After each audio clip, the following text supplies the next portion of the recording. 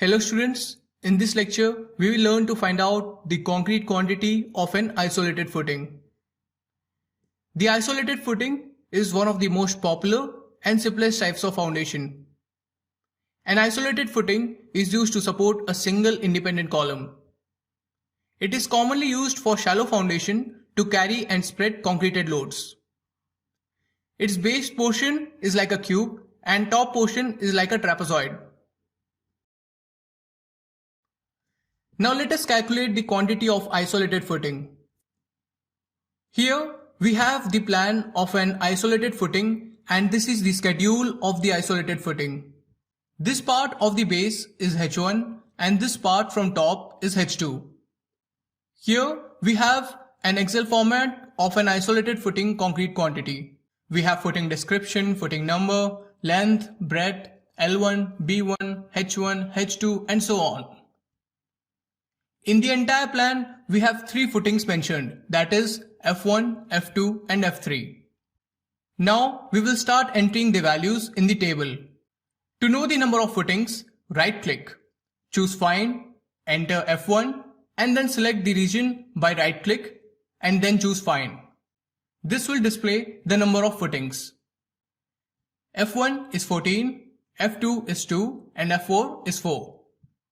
The length of F1 is 2743 mm and its breadth is 2515 mm.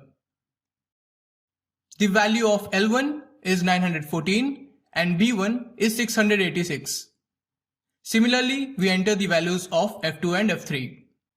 H1 is 230 for all the footings and H2 is 610, which is same for all the footings. The value of H will be H2 minus H1.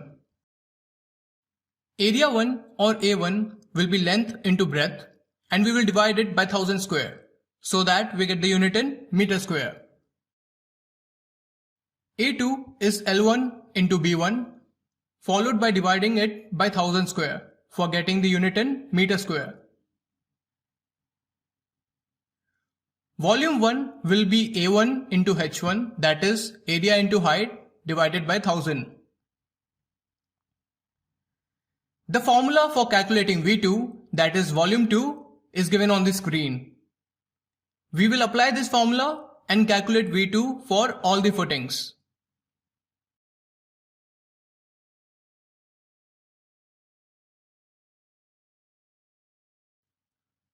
For calculating the total volume, we add V1 and V2.